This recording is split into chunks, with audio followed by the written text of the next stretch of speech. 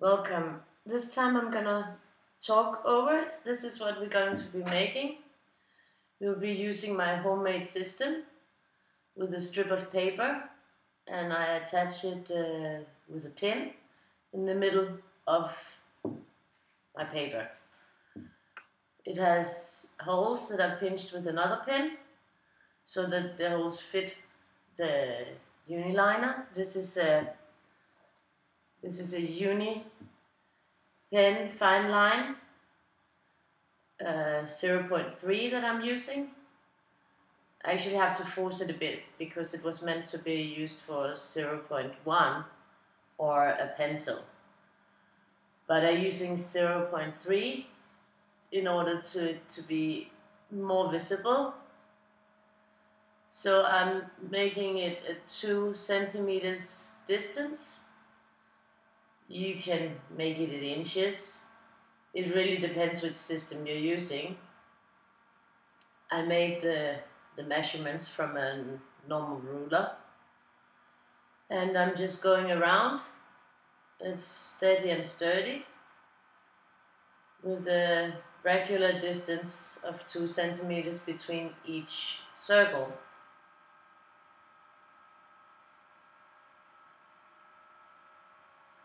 So I'm forcing it a bit there. Yep. And soon I will be done making the circles on the paper. I have made a larger tutorial about this, and also a tutorial on how to make the actual strip of paper. It's very simple, and it's easier and a lot quicker than using a compass, and sturdier. Now normally I do this standing at a very high table, not sitting down in front of the camera. So you have to forgive me a few mistakes. So I take the paper strip off. Now you can see it's just a piece of cardstock that's measured out and pinched some holes in it. Very inexpensive way of making a system for this. Now I'm going to take a round compass that's 360 degrees. At every 10 degrees I'll make a little mark with a pencil so that I can erase it later. These will be guide marks for lining out the sections of the zendala. Very tedious to watch, but I'm going to do this like that you see the whole process slowly, so that you may get a deeper feeling of it, and it will be easier to get started, hopefully.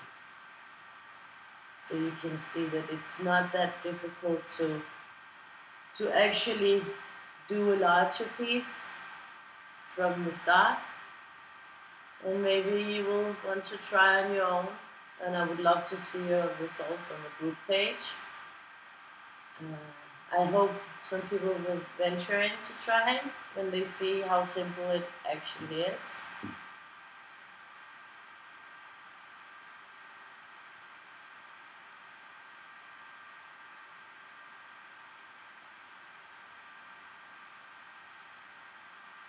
You have to have a firm grip of it so you don't lose track. And I think it's about that. So that means that I'll have 36 sections, as that's 360 degrees. Now onto a ruler. Here I don't recommend using a ruler like this. The best ruler you can get is one with a little bit of rubber underneath, so that it doesn't like slide for you. And here I had a few issues because my pen was very tired, so I had to take a new pen. So I messed it up a bit. When you see the next upcoming videos, you may be like, hey, where's your mistakes on the first one? Well, to be honest, the first one I already made before I started taping. So I made a new one, which is the one you're watching, in order to show the base pattern again, and hopefully get a better video result than the last base pattern I did. And I think already I can see that it looks better now that I'm talking over it. And you see, I messed up. Yes, I mess up a lot. So I'm just following the guidelines that I made with the 360 degrees and marking out without hitting the center. I could hit the center, but this time I want to make the center a little bit easier to do than this really, really tiny center. So now I'm just marking it out. I hope you guys will like seeing the whole process from the get-go. And the next videos with patterns, they will be really, really simple patterns. No complications, no high level of difficulty, I hope. I haven't planned out all the patterns that I'm gonna use or anything, so I'm actually just going section by section and making the video, and afterwards I'll explain. So I'm hoping that by watching this you will feel like trying it out. The problem with this metal ruler is that it really slides on the paper very easily because it has no grip. That's why I recommend a ruler with a bit of a rubber underneath, so that you don't have the sliding issues that I obviously had in this video. It is so much easier making it without the vigilant video eye. But you should be able to get the drift of how it's done. And then I guess I'll just leave you to watching the last few lines. And I'll be talking in the next tutorial, which will be the filling out of the center, the first section. And it will be with a pattern called thumbprints. I won't be able to mention all the patterns that I use by name because I really don't know the names, and it takes forever to find them if you don't know the name. Most of these patterns are patterns that I've done for a very long time before I found out that there were actually names for the patterns. So I guess the basic. But anyways, if you ever need of patterns, you can go to BasePattern.com, which is a great resource for patterns I found out recently.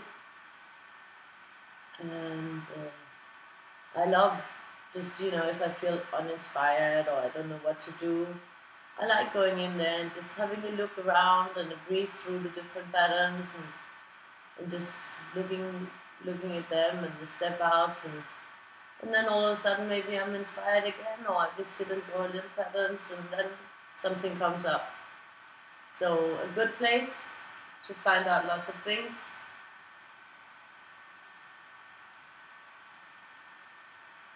So it's almost half done now. Hope you're not falling asleep.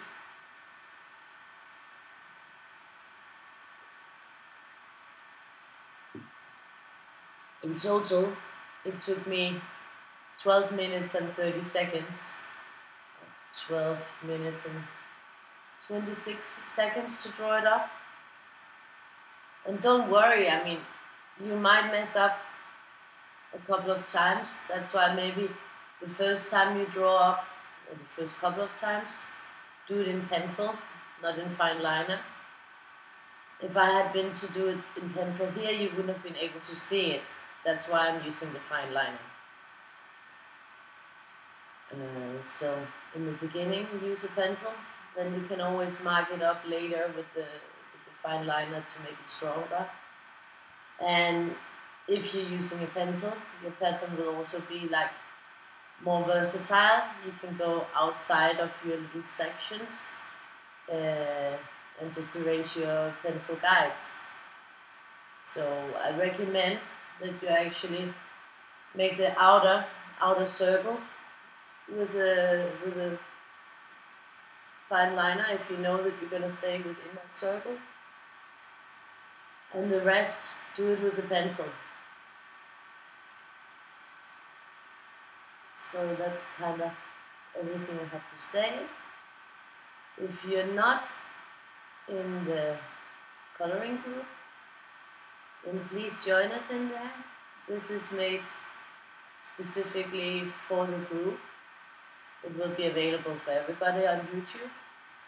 But if you want to have more fun like this and get some free color pages, then join the coloring group that I have. It's called Coloring Pages of AMVW Art.